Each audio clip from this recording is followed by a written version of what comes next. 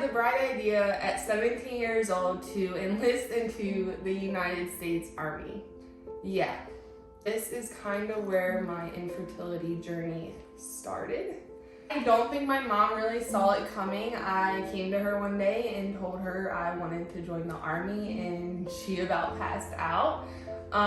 She had to actually sign for me because I was underage, so her one stipulation was that I could join the Army if I left after my 18th birthday. So what did I do? I literally left the day after I turned 18. I loved it in the beginning. I was actually soldier of the cycle, which means I was the best in my entire battalion. I was honor graduate. I got to meet the general of the base. It was something that I was really good at and I really enjoyed like all through my training. I was stationed at Fort Campbell, Kentucky. So when I got there, my unit was actually set to deploy in September, but because I just got there and I was so new, I was told that I was not deploying, that I was going to be on Rear D. So when I went out, I got a puppy who I named Grunt, who actually ended up becoming my service dog for 10 years. September rolls around and it's a Friday and my unit is set to leave that following Monday, and it's about like 3 o'clock in the afternoon, and my first sergeant calls me, and that's pretty high up for like a first sergeant to call a private. And I'm like, you know, what did I do? I'm new, I'm not even in the Army for a year at this point. I'm just like freaking out, and basically I go in there and he tells me to pack my bags. I'm going to Iraq in 48 hours pretty much. I was so young, I didn't know what was going, I was not prepared to go to war. My unit had months of training. I didn't attend any of that really. So I called my mom and my stepdad, and they were on the next plane. They were there that night. They spent the weekend with me, and they ended up taking my puppy Grunt home for the entire year while I deployed. And so that Monday morning at like 4 a.m., I was on a plane to Baghdad, Iraq.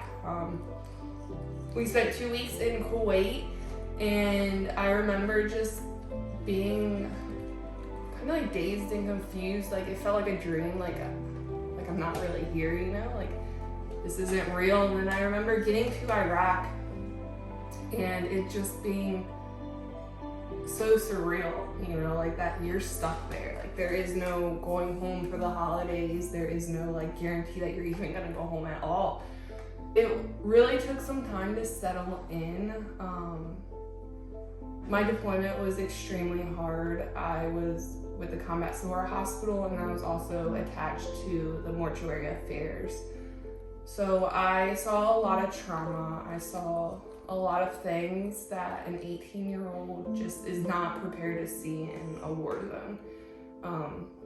We got bombed a lot. We took on a lot of artillery, a lot of indirect fire, stuff like that.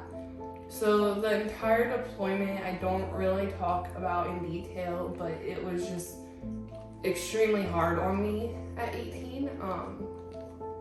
So this is kind of where my infertility journey started.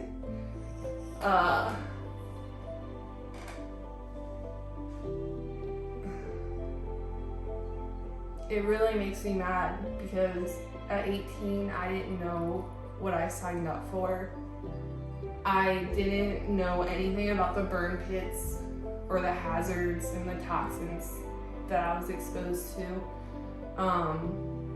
And because of that, I potentially will never be a mom, and I have a lifetime of problems, reproductive problems because of it. So I was actually deployed, worked with the burn pits almost every day. I was responsible for burning like anything on the base. It can get pretty gross, the things that we burn, and so yeah, I was there every day inhaling God knows what. And my periods before the Army were always like really good. As a teenager, there was no issues, no pain. They were right on time. They were like 3 or 4 days late, like nothing. And then as soon as I came back from Iraq, that is when I started to experience a lot heavier of a menstrual cycle. I was getting really severe cramping. My periods were weeks, not days. And that's kind of when I knew something was wrong. So pretty much as soon as I got back, I was like seeking treatment. But, you know, I was so gaslit and told that, you know, these things are normal for women and to just deal with it, take some Motrin and apply a heating pad.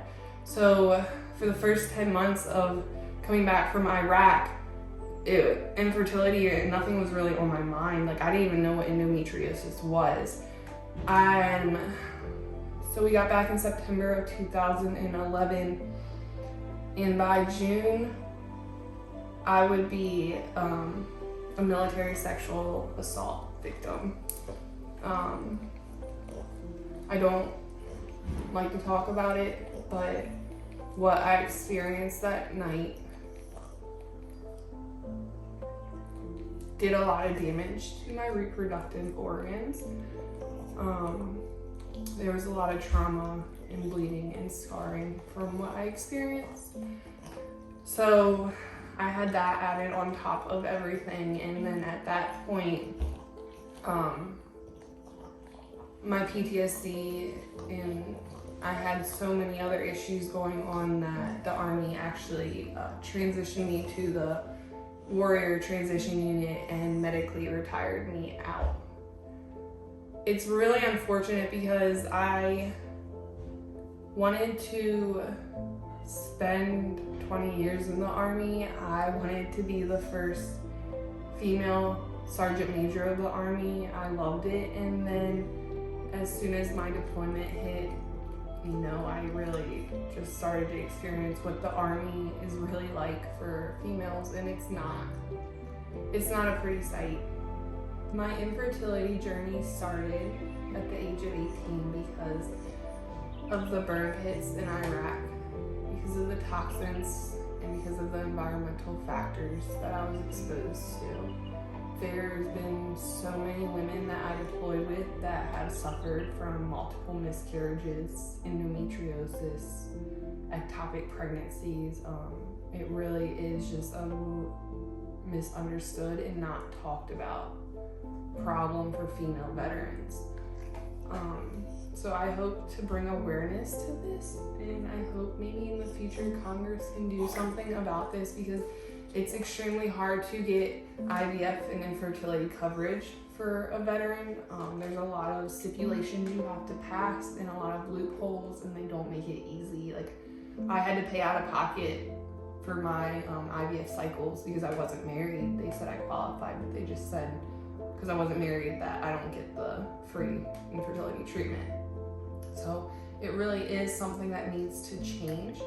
And I hope that sharing my story will bring awareness to this and hopefully help other veterans, especially women veterans that are suffering with infertility. So tomorrow I will go into more detail about really what led me after the Army to seek infertility treatment. So stay tuned, and happy National Infertility Awareness Week.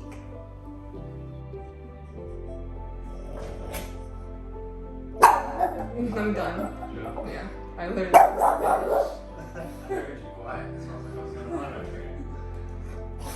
I like the background a lot.